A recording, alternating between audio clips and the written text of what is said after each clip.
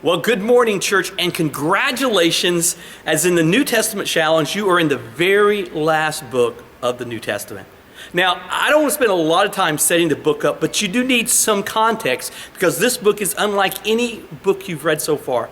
Every other book is historical. It's telling us about what has happened, about the church as it spread, about all these things, but this book has prophecy in it, things that have not yet happened. And because it's prophetic, as we study it, not everyone agrees on every point because we don't know. We don't see it all together because it still is in that future. Just like in the New Testament, we saw the Pharisees who misread some prophecies because they were living in that time. We want to make sure we study it well. It's written by John, the last living apostle.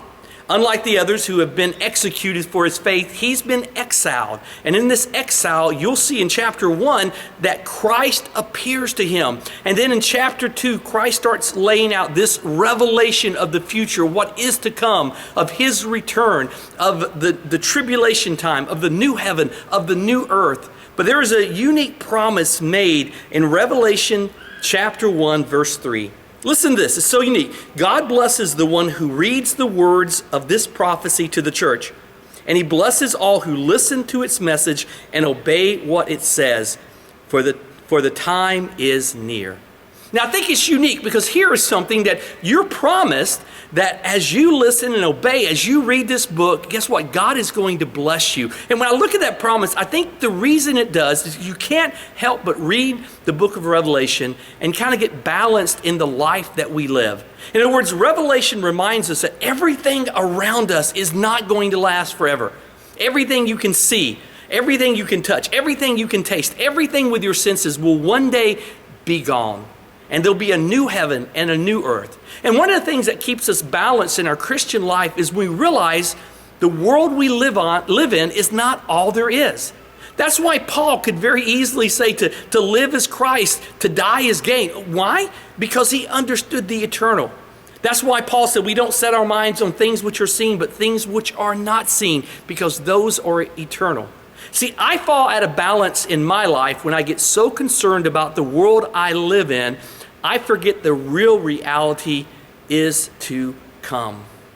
See, when we do that, we don't get so upset about events happening in our world. We don't get so caught up because we realize these things won't last. That ultimately we're going to be with God forever. That ultimately everything that we're so worried about, you know what? It's going to be gone.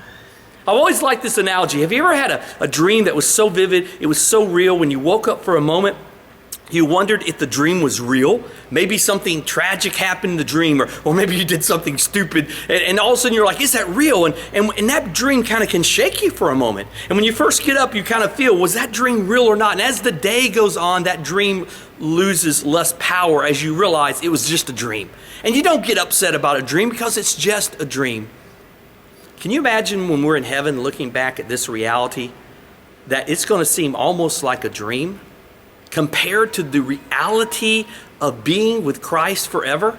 And so many things that we get upset about, so many things that happen in life that we're so concerned about, in light of eternity, will it really matter? And see, I think that's why you're blessed when you read this book, because it reminds us everything we have is going to be gone. Even this earth and the heaven that we have will be exchanged for a new heaven and a new earth. So it causes us to live from a different perspective. So let me challenge you guys, as you go through this book, don't be scared by it. Don't worry about it, but just let it remind you that this is to come. And as John said, the end is near, closer than it's ever been. And one day we'll be with God forever. And things that may have seemed unjust in this world, things that we couldn't understand, guess what? We'll understand, because we'll know as we are known.